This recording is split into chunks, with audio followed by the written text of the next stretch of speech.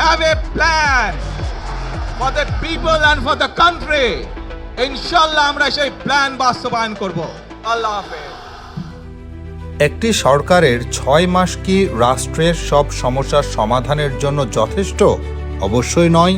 তবে এই সময়ের মধ্যেই বোঝা যায় সরকার কোন পথে হাঁটছে, কাদের অগ্রাধিকার দিচ্ছে এবং ভবিষ্যতের বাংলাদেশকে কিভাবে দেখতে চাইছে। দীর্ঘ রাজনৈতিক সংকট, দুর্বল অর্থনীতি, বিপর্যস্ত ব্যাংকিং খাত, জ্বালানি ঘাটতি এবং রাষ্ট্রীয় প্রতিষ্ঠানগুলোর প্রতি মানুষের গভীর অবিশ্বাস সব মিলিয়ে নতুন সরকারের সামনে পরিস্থিতি মোটেও সহজ ছিল না। আমরা যদি একটু পেছনে তাকাই, গত কয়েকটা নির্বাচন নিয়ে মানুষের মনে পাহাড় সমান অবিশ্বাস ছিল, কিন্তু 12 ফেব্রুয়ারি নির্বাচনের পর সেই আস্থার জায়গাটা ফিরেছে। ভোটাররা অনুভব করেছেন তাদের একটি ভোটের দাম আছে। এই সরকারের সবচেয়ে বড় অর্জন কোনো মেগা প্রজেক্ট নয়, বরং রাষ্ট্রের সঙ্গে মানুষের সম্পর্কের পরিবর্তন। আগে ক্ষমতা মানেই ছিল দাপট আর ভয়, কিন্তু এখন আমরা দেখছি ক্ষমতা মানে হলো জবাবদিহি। আমরা একটা অদ্ভুত ভিআইপি সংস্কৃতিতে অভ্যস্ত হয়ে গিয়েছিলাম, কিন্তু গত 6 মাসে আমরা দেখলাম এক অন্যরকম নেতৃত্ব। প্রধানমন্ত্রী তারেক রহমান তিনি সাধারণ মানুষের কাছে যাচ্ছেন, ভিআইপি প্রোটোকল ভেঙে মানুষের কথা শুনছেন। এটা শুধু একটা ছবি নয়, এটা একটা মেসেজ যে রাষ্ট্র কোনো শাসক বা দলের ব্যক্তিগত সম্পত্তি নয়, এর মালিক সাধারণ মানুষ। নির্বাচনের পর ক্ষমতা যেন অহংকারে পরিণত না হয়, সেটাই ছিল এই 180 দিনের প্রধান পরীক্ষা। গণতন্ত্রের আসল সৌন্দর্য হলো ভিন্ন মতের সম্মান করা।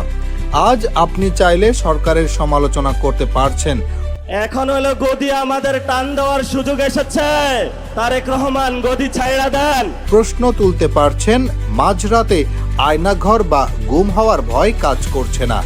এটাই তো আমরা চেয়েছিলাম, তাই না? তবে আবেগের বাইরেও কিছু কঠোর সত্য আছে। সাধারণ মানুষের কাছে বড় প্রকল্পের চেয়ে বাজারের চাল, ডাল, তেল আর ওষুধের দাম সাধারণ মানুষের জীবনের সবচেয়ে বাস্তব সত্যি। সিন্ডিকেট ভাঙ্গা বা দ্রব্যমূল্য নিয়ন্ত্রণে রাখা সরকারের জন্য সবচেয়ে বড় চ্যালেঞ্জ।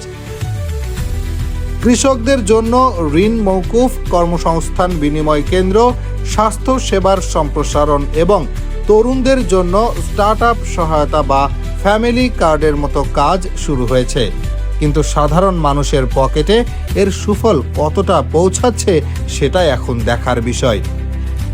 এছাড়া জ্বালানি সংকট আর ব্যাংকিং খাতের যে ভঙ্গুর অবস্থা সরকার উত্তরাধিকার সূত্রে পেয়েছে, তা মেরামত করা কিন্তু জাদুর মতো সহজ নয়। এর জন্য প্রয়োজন গভীর সংস্কার। সবচেয়ে বড় চমকটি হলো আমাদের শক্তিশালী কূটনৈতিক অবস্থান। এমন পররাষ্ট্র নীতি বাংলাদেশ আগে দেখেনি। বাংলাদেশ এখন আর বিশেষ কোনো শক্তির অনুগত নয়।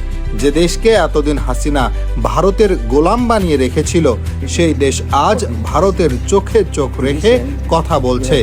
The Indian authorities to expeditiously act on our request to extradite Sheikh Hasina and other fugitive criminals and to hand over Bangladesh.